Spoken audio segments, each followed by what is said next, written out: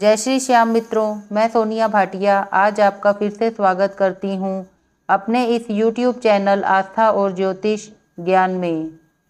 भगवान के पास कभी ना छोड़े चढ़ा हुआ प्रसाद, रूठ जाती है किस्मत। किसी भी पूजा या व्रत आदि के बाद भगवान को भोग लगाया जाता है। वास्तुशास्त्र में भी भगवान को भोग लगाने को लेकर कई मान्यताएं हैं। इन मान्यताओं को ना मानने पर व्यक्ति की किस्मत रुष्ट हो जाती है। आज मैं आपको इस विषय में विस्तृत रूप से बताऊंगी कि भगवान को भोग लगाने के बाद उस भोग या प्रसाद का क्या करना चाहिए।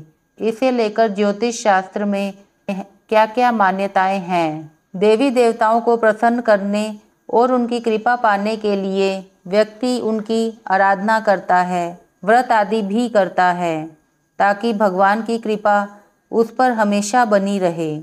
शास्त्रों के अनुसार भगवान को भोग लगाने का भी विशेष महत्व बताया गया है।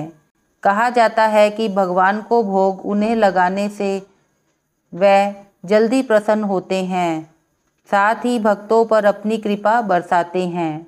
वास्तु में भगवान को भोग लगाने के कई नियम बताए गए हैं। अगर इन नियमों को नज़रअंदाज किया जाए या फिर इन पर ध्यान ना दिया जाए तो आपकी किस्मत को रूठने में जरा भी देर नहीं लगेगी। कई बार लोग भगवान को भोग लगाने के बाद प्रसाद को वहीं रखा हुआ छोड़ देते हैं। ऐसा करने से आपके जीवन में परेशानियां खड़ी हो सकती हैं। ज्योतिष शास्त्र के अनुसार ऐसा करने से व्यक्ति का सौभाग्य दुर्भाग्य में बदल जाता है, साथ ही सुखों की भी हानि होती है। वहीं अन्न को भी ईश्वर के समान ही माना जाता है, इसलिए कभी भी अन्न का अपमान नहीं करना चाहिए। प्रसाद अर्पित करते समय रखे ध्यान। हिंदू धर्म में नैवेद्य को काफ़ी पवित्र माना गया है। किसी भी पूजा में देवी देवता को नैवेद्य अर्पित किया जाता है, लेकिन कई बार लोगों को ये नहीं पता होता कि उस नैवेद्य को अर्पित करने के बाद उसका क्या करना चाहिए। उसे खाना चाहिए या किसी को दे देना चाहिए या फिर वहीं रखे रहने देना चाहिए। वास्तुशास्त्र के अनुसार भगवान के प्रसाद को तुरंत वहां से हटा देना चाहिए। इस पात्र में चढ़ाएं प्रसाद।